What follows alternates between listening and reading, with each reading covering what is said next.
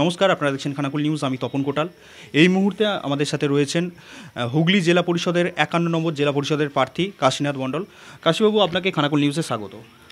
নমস্কার। খানাকুল নিউজের সমস্ত শ্রোতা বন্ধু এবং দর্শক বন্ধুদের প্রীতি শুভেচ্ছা ধন্যবাদ এবং শুভ নববর্ষে, ইংরাজি শুভ নববর্ষের আগাম প্রীতি শুভেচ্ছা ধন্যবাদ জানিয়ে আমি শুরু করছি।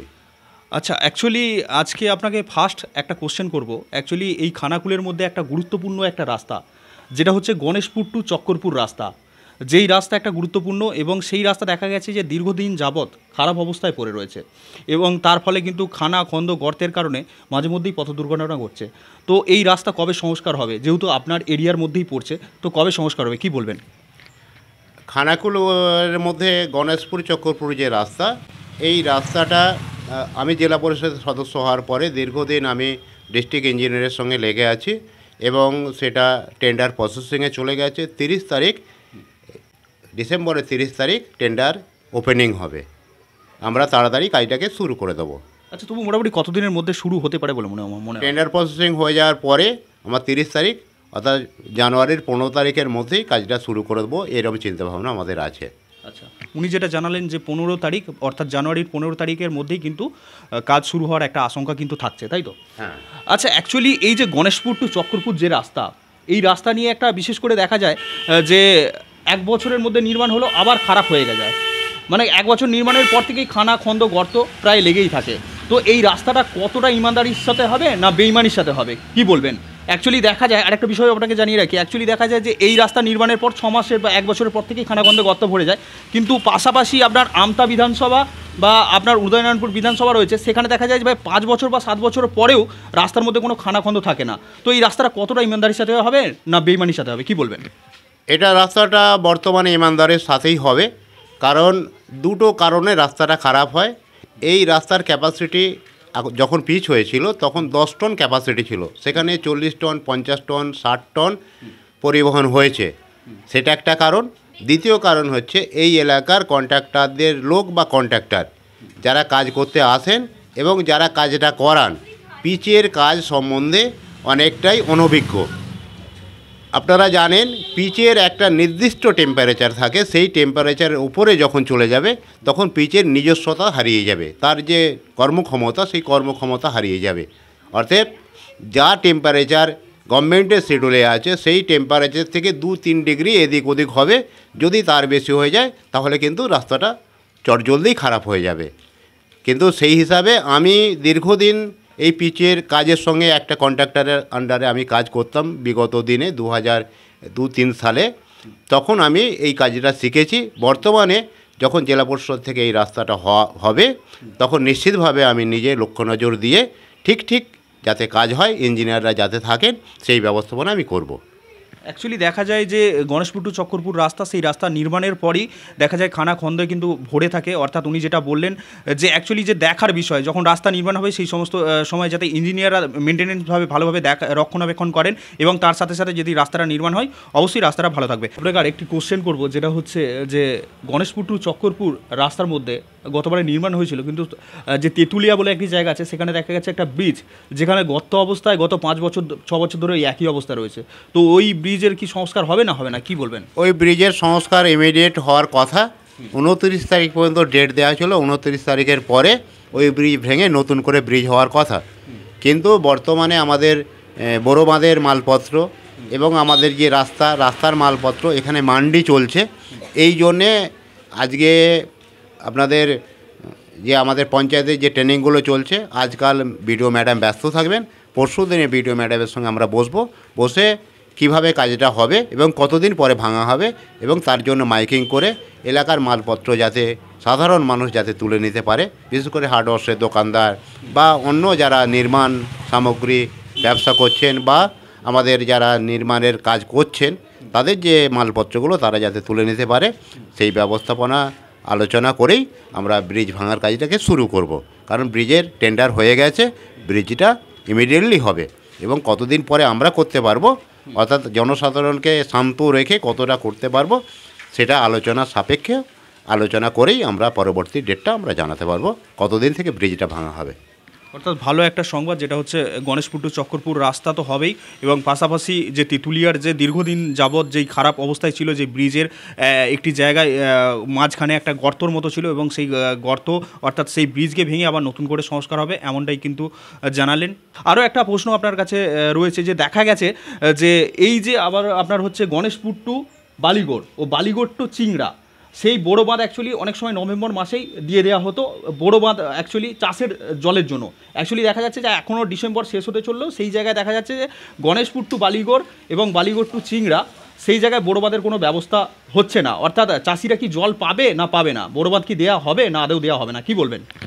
বড় বাঁধের প্রক্রিয়াকরণ আমরা ডিএমের সঙ্গে মিটিং করে আমাদের খানাকুল থেকে আমরা প্রতিনিধিরা গিয়েছিলাম, এবং আমাদের কর্মাধ্যক্ষরা, জেলার কর্মাধ্যক্ষরা এবং সভাধিপতি ডিএম ম্যাডাম, আমাদের অ্যাডিশনাল ডিএম ম্যাডাম সবাই ছিলেন জেলা পরিষদে থাকার পরে আমরা একটা মিটিংটা ডেকেছি। ডাকার পরে সেখানে বড় বাঁধ নিয়ে সমস্ত কথা হয়েছে। আমাদের জেলা পরিষদ থেকে 3খানা বড় বাঁধ করা হয়, সেটা খানাকুল 2-এ 2টো, সেটা হচ্ছে চিংড়া এবং শশাপোতা এই 2টো, এবং খানাকুল 1-এ আরেকটা জেলা পরিষদের থেকে করা হয়। তাহলে সেই জায়গায় আমাদের 22 তারিখ টেন্ডার ওপেনিং আছে, আমাদের টেন্ডার প্রসেসিং হয়ে গেছে। এই 3টে বাঁধের আমরা 22 তারিখ ওপেনিংটা করে দেবো। ওপেনিং করার পরেই তাদের কোয়ার কোটা দিয়ে আমরা দ্রুততার সাথে আমরা কাজটা শুরু করে দেবো। আর বাদবাকি যে 8টা বড় বাঁধ খানাকুল 1 এবং 2 মিলিয়ে, সেটা আমাদের ব্লক যেটা করে, ব্লক থেকেই টেন্ডার প্রসেসিংটা করবেন, তারা সেই মতোই প্রক্রিয়াকরণ করছেন। বিডিও ম্যাডাম যিনি আছেন আমাদের খানাকুল দিয়ে, তিনি যথেষ্ট দক্ষতার সাথে এই কাজগুলো দেখাশোনা করছেন, এবং খানাকুল 1 নম্বরে যিনি বিডিও বা জয়েন্ট বিডিও, তারাও দক্ষতার সঙ্গে এই কাজগুলো দেখাশোনা করছেন। অর্থাৎ দেরিতে হলেও চাষিরা মোটামুটি জল কিন্তু পাবে, জল নিশ্চিতভাবে পাবে। কারণ আমাদের এই ডিএমএ ম্যাডামের সঙ্গে মিটিং হওয়ার আগেই আমাদের যে বর্ধমান ডিভিশন, যেখান থেকে আমরা বড় জলটা পাই, সেই বর্ধমান ডিভিশনের সঙ্গে আমাদের সভাধিপতি এবং আমাদের কর্মাধ্যক্ষ, যে কৃষি কর্মাধ্যক্ষ মদনমোহন কোলে মহাশয়, ওনারা গিয়েছিলেন, এবং আমাদের ইঞ্জিনিয়ার সাহেবরা গিয়েছিলেন। গিয়ে সেখানে কত তারিখ জল ছাড়া হবে খানাকুলের জন্য সেটা নির্দিষ্ট করেছেন। জলের জন্য কোনো প্রবলেম হবে না। আচ্ছা, আর একটা আপনাকে কোশ্চেন করব, যেটা হচ্ছে খানাকুলের মধ্যে একটা হাসপাতাল, যেটা হচ্ছে সাবলসিংপুর হাসপাতাল, দেখা গেছে যে এখন সেই হাসপাতালের কিন্তু একদম কি বলবো, অবস্থা কিন্তু খুবই খারাপ, যেখানে হচ্ছে ওখানকার সাধারণ মানুষ স্বাস্থ্য পরিষেবা পাচ্ছে না হাসপাতাল থেকে, এবং সেক্ষেত্রে এই হাসপাতালের হাল কবে ফিরবে? কারণ দীর্ঘদিন আগে কিন্তু ওখানে হাসপাতাল থেকে সমস্ত রকম পরিষেবা পেত, কিন্তু এখন সেক্ষেত্রে সাধারণ মানুষ পরিষেবা পাচ্ছে না। তো এই হাসপাতাল কবে থেকে কি ঠিক হবে, বা কি পরিষেবা ঠিক হবে না আদৌ হবে না, কি বলবেন?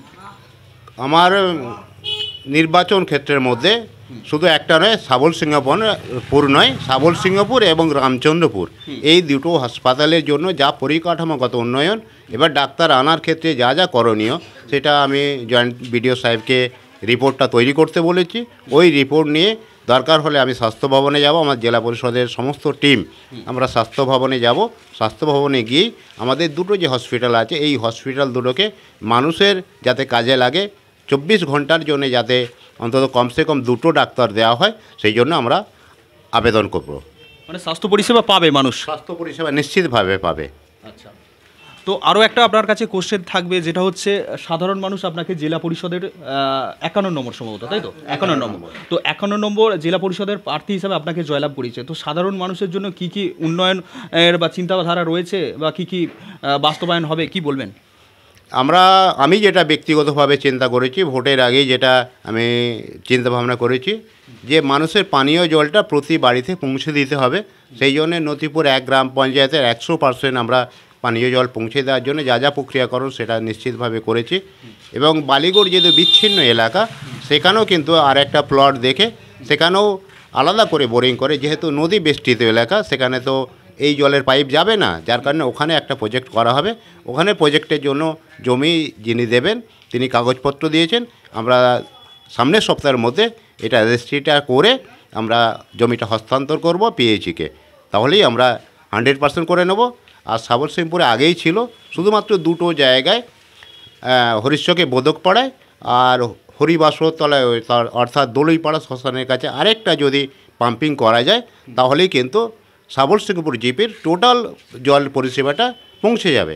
এবং খানাকুল রাজহাটি একের ক্ষেত্রে কোনো পরিষেবা ছিল না, সেখানে আমরা হীরাপুরে আমাদের জল প্রকল্প শুরু হয়ে গেছে, আমাদের সেটা বোরিংয়ের কাজ চলছে। সাথে সাথে রাজহাটিটা যেটুকু বাকি আছে, 2টা বাকি আছে, সেটাও আমি আস্তে আস্তে দেখে নেব। জল যাতে সবাই পায়, প্রত্যেকটা বাড়ি যাতে জল পায়, সেই ব্যবস্থাটা নিশ্চিতভাবে আমি পড়ে আছি এবং লেগে আছি। ইঞ্জিনিয়ারদের সাহেবদের সঙ্গে সবসময় আমাদের কথা চলছে। আর কি পরিকল্পনা রয়েছে মূলত, আর কি রয়েছে মোটামুটি চিন্তাভাবনা? এই পরিকল্পনার মধ্যে আমরা খানাকুলের মানুষ, বিশেষ করে আমরা যারা নিচের দিকটা থাকি, খানাকুল 2 নম্বর ব্লকে যারা আমরা নিচের দিকটা থাকি, আমাদের কলকাতা যাওয়ার শর্ট রাস্তা হচ্ছে আমাদের ঝিকিরা হয়ে যে রাস্তাটা, এই রাস্তাটা শর্ট রাস্তা। মুচিঘাটে আমাদের শ্রদ্ধেয় এমএলএ ইকবাল আহমেদ একটা ব্রিজ করে গেছে, সেটা যদিও চালু হয়নি এখনও পর্যন্ত, কিন্তু ব্রিজটা কমপ্লিট হয়ে গেছে। অ্যাপ্রোচ রোডটা বাকি আছে। সেই রোডের কাজটা আমরা দ্রুততার সাথে, জেলা পরিষদে আলোচনা হয়েছে, দ্রুততার সাথে আমরা সেটা করব। সাথে সাথে গণেশপুর এবং আমাদের নথিপুর পর্যন্ত যে ব্রিজটা, এই ব্রিজটা নিয়ে আমি সব সময় লেগে আছি এবং এটা মন্ত্রী পর্যায়ে চলে গেছে। আমাদের যিনি পরিবহন মন্ত্রী স্নেহাশিস চক্রবর্তী, ওনার কাছেও আমরা বিষয়টা বলেছি, উনি বিষয়টা দেখছেন এবং ইঞ্জিনিয়ারদের পাঠাচ্ছেন। ডিপিআরটা হয়ে গেলেই আমরা তাড়াতাড়ির মধ্যে, এটাও 2-3 বছরের মধ্যে আমরা কাজটাকে শুরু করব, এই পরিকল্পনা আমাদের আছে। আচ্ছা, খানাকুলের আরেকটা বিশেষ করে দেখা যায় আপনার কতগুলো পঞ্চায়েত রয়েছে, আপনি কতগুলো পঞ্চায়েত আপনার আন্ডারে? আমার আন্ডারে আছে রাজহাটি 1, 2, সাবলসিংহপুর, নথিপুর 1, এই 4টি জিপি আমি এখান থেকেই নির্বাচিত। আচ্ছা, এই আপনারই পঞ্চায়েতের অন্তর্গত বিশেষ করে রাজহাটি সম্ভবত 1, যেখানে দেখা গেছে যে আপনার কুমোরহাট হরিবাসর তলা থেকে পোড়েলপাড়া পর্যন্ত সেখানে দেখা গেছে যে ঢালাই রাস্তা নির্মাণ হয়েছিল এবং সেই ঢালাই রাস্তাগুলো যথেষ্ট খারাপ হয়ে গেছে। এবং সেই সমস্ত ঢালাই রাস্তাগুলোর জন্য কী পরিকল্পনা রয়েছে? পাশাপাশি আরও বিভিন্ন রাস্তা রয়েছে। অ্যাকচুয়ালি আমি ওটা নিউজ করেছিলাম, তো সেক্ষেত্রে আমার ওটা অ্যাকচুয়ালি ডায়েরিতে নোট রয়েছে। তো আর পাশাপাশি আরও বিভিন্ন রাস্তা রয়েছে যেগুলো ঢালাই হয়েছিল, কিন্তু এখন দেখা গেছে সেই রাস্তাগুলো খারাপ হয়ে গেছে। সেই সমস্ত রাস্তার জন্য কী পরিকল্পনা রয়েছে? যেগুলো খারাপ হয়ে গেছে সেগুলো পঞ্চায়েত যদি না করতে পারে, প্রথমে পঞ্চায়েত ভাববে, পঞ্চায়েত সমিতি ভাববে, তারপরে আমরা যদি না পারে, যখন ওরা চাইবে, নিশ্চিতভাবে আমি সেইগুলো ব্যবস্থাপনা করব। আর একটা যেটা রাস্তা নতুন করে দেয়া হয়েছে আমাদের হীরাপুর থেকে রামচন্দ্রপুর পর্যন্ত, মাঝে সামান্য একটু ঢালাই আছে, সেটাও ভেঙে চলে গেছে, সেই রাস্তাটাও মোরাম হয়ে পড়ে আছে। সেই রাস্তাটাও আমি অ্যাকশন প্ল্যানে দিয়েছি, অ্যানুয়াল অ্যাকশন প্ল্যানে। আগামী অর্থ বছরে যে কাজ, সেই কাজটা নিশ্চিতভাবে সেই রাস্তাটা আমরা ঢালাই করে দেবো। আর একটা যেটা 2টো পিজি রাস্তা আমার আন্ডারে পড়ছে, যেটা হচ্ছে আজগবিতলা থেকে কামারশাল মোড় পর্যন্ত, আরেকটা হচ্ছে রাজহাটি ভীমতলা থেকে দোবাঁধি পর্যন্ত। এই 2টো রাস্তা আমাকে ওখানকার যারা পঞ্চায়েত প্রধান, উপপ্রধান, যারা কর্মকর্তা আছেন, তারা নিশ্চিত বলেছেন। আমি নিশ্চিতভাবে, সেটা আমার কাছে নোট আছে, আমি ডিপার্টমেন্টে গিয়ে আস্তে আস্তে সেই কাজগুলো, আমাদের যে 4টে জিপি আমার আন্ডারে পড়েছে, সেই 4টে জিপির যাতে উন্নয়ন এবং ঝকঝকে তকঝকে সাধারণ মানুষের যে পরিষেবা, মমতা বন্দ্যোপাধ্যায়ের আশীর্বাদ মাথায় নিয়ে সেই কাজগুলো নিশ্চিতভাবে 2-3 বছরের মধ্যেই আমি কমপ্লিট করতে পারবো, এই আশা রাখি। অর্থাৎ আমাদের সাথে এতক্ষণ ছিলেন 51 নম্বরের হুগলি জেলা পরিষদের সদস্য কাশীনাথ মণ্ডল। তো অ্যাকচুয়ালি খানাকুলের গণেশপুর টু চক্রপুর রাস্তা দীর্ঘদিন ধরে বেহাল ছিল এবং তার একটা যে প্রচেষ্টা, সেটা কিন্তু চালাচ্ছেন এবং যত দ্রুত সম্ভব কাজ শুরু হবে এবং পাশাপাশি বিভিন্ন উন্নয়নমূলক কাজ কিন্তু উনি করবেন, এমনটাই কিন্তু উনি কথা দিলেন। এবং আর কি প্ল্যান রয়েছে আপনার? আর প্ল্যান আছে আমাদের ওয়ার্ল্ড ব্যাংক থেকে একটা প্রজেক্ট, আমরা বিগত প্রধান আমাদের চিংড়ার সম্মানীয় কার্তিকেশ্বর মহাশয়ের উদ্যোগে আমরা যে চিংড়ার যে বোরো বাঁধ, এই বোরো বাঁধের একটা প্রজেক্ট, আমরা 200 কোটি টাকার একটা প্রজেক্ট ওয়ার্ল্ড ব্যাংক থেকে ধরা হয়েছে, সেটাও এবারে কথা হয়েছে। সামনে বছর সেই ওয়ার্ল্ড ব্যাংকের কাজ শুরু হবে। 200 কোটি টাকার একটা প্রজেক্ট আমরা নামিয়ে দিচ্ছি, যাতে করে বোরো বাঁধ না করতে হয়, চাষিরা যাতে সহজেই জল পেয়ে যায়। যে জলটা প্রথমে আমাদের খরিফ বড় মরশুমে যেটা বেরিয়ে যায়, সেই জলটা যাতে সহজেই আমরা, তার আগেই আমরা রবি মরশুমে যে সেই জলটা যদি আমরা ধরে রাখতে পারি, তাহলে ওই প্রজেক্টটা হলে 2 বছর লাগবে প্রজেক্টটা করতে। 2 বছরের পর থেকে ওই প্রজেক্টটা যেমন চাষিদের উপকার হবে, সাথে সাথে এলাকায় যারা মৎস্যজীবী আছে তারাও সারা বছর মাছ ধরে তাদের দিন গুজরান করতে পারবে বা সংসার চালাতে পারবে। এরকম পরিকল্পনা আছে। এবং আমাদের যেটা চিন্তা ভাবনা আছে, খানাকুলের উন্নয়ন দিয়ে খানাকুলের মানচিত্রকে আমরা বদলে দেবো, এত বড় কথা বলতে পারি। অর্থাৎ উনি যেটা বললেন যে এখানে যে বালিগড়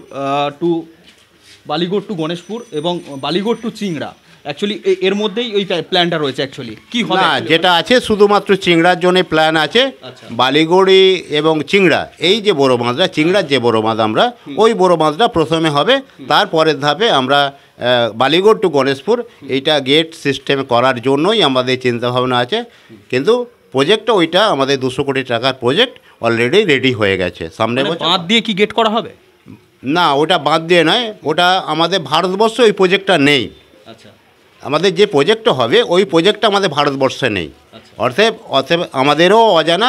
শুধুমাত্র আমরা যেটা কাগজে কলমে দিয়ে জানতে পেরেছি সেটা হচ্ছে 200 কোটি টাকার একটা প্রজেক্ট ধরা হয়েছে। সেই প্রজেক্টের কাজ সামনের বছর শুরু করা হবে। অর্থাৎ সামনের বছরে একটা বড় চমক থাকছে। তাহলে চমক থাকছে, নিশ্চিতভাবে চমক থাকছে। এতক্ষণ আমাদের সাথে ছিলেন হুগলি জেলা পরিষদের 51 নম্বর জেলা পরিষদের সদস্য কাশীনাথ মণ্ডল, এতক্ষণ আমাদের সাথে ছিলেন। এবং গণেশপুর টু চক্করপুর রাস্তার পাশাপাশি ওনার আন্ডারে যে সমস্ত পঞ্চায়েত, 4টি পঞ্চায়েত রয়েছে, যেমন সাবল সিংপুর, নতিপুর 1 ও রাজাটি 1, রাজাটি 2, এই সমস্ত এলাকার বিভিন্ন উন্নয়নমূলক বার্তা আমরা ওনার কাছ থেকে জানছিলাম কী কী কাজ করবেন বা কী কী পরিকল্পনা চলছে। তো এই বিষয়ে আপনাদের কি মতামত বা কীভাবে কি উন্নয়ন করা যায় অবশ্যই কমেন্ট বক্সে কমেন্ট করে জানাবেন। এরই সাথে বিদায় নিচ্ছি আমি তপন কোটাল। জয় হিন্দ, বন্দে মাতরম।